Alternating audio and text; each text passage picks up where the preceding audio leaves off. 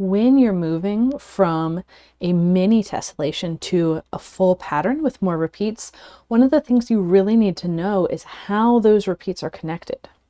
And that's not something that you can see from the small crease patterns that I have included with Advent of Tess.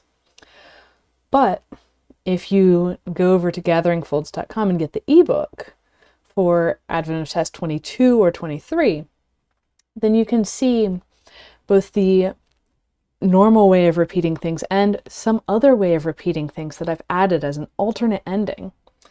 In the case of Unleashed here, the unusual way is actually the one that it's named for, the one that I first encountered that center.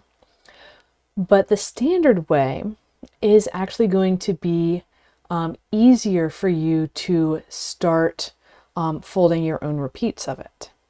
So both options are available and visible to you when you get the crease pattern ebook for Advent of Tess. This is very much a how can I help folders to expand what they're working on, expand their horizons of folding type of project. And so I hope you'll join me in folding many more tessellations in the year to come.